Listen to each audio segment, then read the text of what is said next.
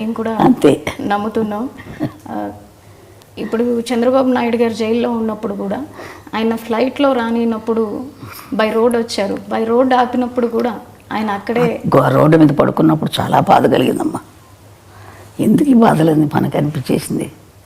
Road మీద పడుకున్నాడు కదా, అబ్బా చాలా బాధ కలిగింది నాకు. ఎందుకు ఈ బాధలు, రోడ్డు మీద అలా పడుకోవాలా అని అనిపించేది. రాదు కార్లలో ఇచ్చేవాడు కాదు, నడిచి వెళ్ళేవాడు. అవును, కానీ సక్సెస్ చూసాక ఎట్లా అనిపించింది? ఆనందం, సంతోషంగా ఉంటుంది. అవన్నీ వాడి కష్టానికి తగ్గ ఫలితం జరిగింది. భగవంతుడు మంచి ఫలితం ఇచ్చాడు అని చెప్పి అనుకుంటాడు. వాడు కష్టపడ్డాడు, మంచి జీవితం ఇచ్చారు. వాడు ఇప్పుడు ఇంకా ఎక్కువ కష్టం ఇచ్చాడు. అప్పుడు కంటే ఎక్కువ కష్టం, బాధ్యతే కదా, ఎక్కువ బాధ్యతే కదా. మీరు ఇంకా పవన్ కళ్యాణ్ గారు ఉన్నత శిఖరాలకి వెళ్ళాలని కోరుకుంటున్నారు కదా. ఎవరికైనా ఏ తల్లిదైనా మంచి వృద్ధిలోకి రావాలని ఉంటుంది కదమ్మా. ఏ తల్లిదండ్రులైనా కోరుకుంటారు కదా బిడ్డలు మంచి వృద్ధిలోకి రావాలి. అదేవిధంగా నాకు కూడా ఉంది, బిడ్డలు మంచి వృద్ధిలోకి రావాలి, బాగుండాలని. అదే నేను కూడా కోరుకుంటున్నాను ఆ విధంగా. నేను సరే అమ్మా, థ్యాంక్ యూ సో మచ్. మీ సమయాన్ని మాకు ఇచ్చి తల్లి పవన్ కళ్యాణ్ గారి గురించి తెలియని విషయాలన్నీ మాకు తెలియజేసినందుకు ధన్యవాదాలు. సరే తల్లి. నమస్తే. ఈరోజు మనతో చాలా విశిష్టమైన వ్యక్తి ఉన్నారు. 2 తెలుగు రాష్ట్రాలకి సంబంధించిన మెగా ఫ్యామిలీ అందరికీ ఈరోజు పండగ కానుంది. ఆవిడెవరో కాదు, ముద్దుగా అందరూ అంజనమ్మ అని పిలుచుకునే మన చిరంజీవి గారి తల్లిగారైన అంజనాదేవి గారు. అమ్మ నమస్తే. నమస్తే అండి. అమ్మ, సినీ కళామ తల్లికి 3 స్టార్స్ని ఇచ్చారు. అదేవిధంగా 6 మళ్ళీ యువతరాన్ని ఇచ్చారు. సో ఇప్పుడు మనం పవన్ కళ్యాణ్ గారు డిప్యూటీ సీఎంగా బాధ్యతలు తీసుకొని 100 రోజులు గడుస్తూ ఉంది.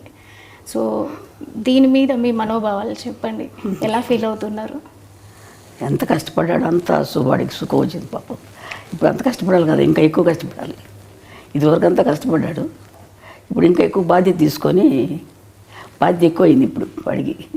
మీ ఇంటి చిన్నోడు రాష్ట్ర ప్రజలందరికీ పెద్దన్న అయ్యాడు. దీన్ని ఎలా భావిస్తున్నారు?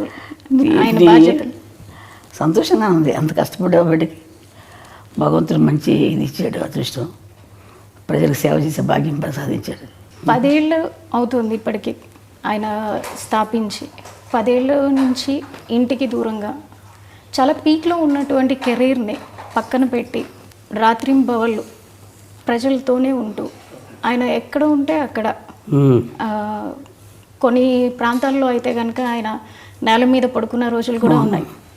మంచినీళ్ళు దొరకని ప్రాంతాలు అంటే పాడేరు లాంటి ప్రాంతాల్లో కూడా ఆయన తిరిగి ఎప్పుడు పట్టుపరుపుల మీద ఉండే పర్సన్. ఒక్కసారిగా ఆ విధంగా ఉంటాం. అలా చూసినప్పుడు మీకు ఎలా అనిపించింది? బాధగా ఉంటుంది. మరి చెట్లు తిరుగుతున్నారంటే వారికి అవన్నీ ఏం లేదు. ఇంట్లో అయినా సరే ఎక్కడైనా అట్ట పడుకుంటాడు. అలా షూటింగ్ చేసి వచ్చేసి అలా ఆ సోఫాల మీద అలా పడుకొని నిద్రపోతాడు. గదిలో పడుకోవాలని లేదు. కష్టపడతాడు. ఇంత కష్టపడ్డానమ్మా అని కూడా చెప్పడు. నాకు బాధగా ఉంటుంది వాడు చేస్తుంటే, అట్లా అంత కష్టపడుతున్నాడే బిడ్డ అని చెప్పేసి. చిన్నప్పటి నుంచి కూడా ఏవాడు కాదు అసలు. చిన్నప్పుడు అదొకలా కామ్గా ఉండేవాడు, అంతే మనిషి.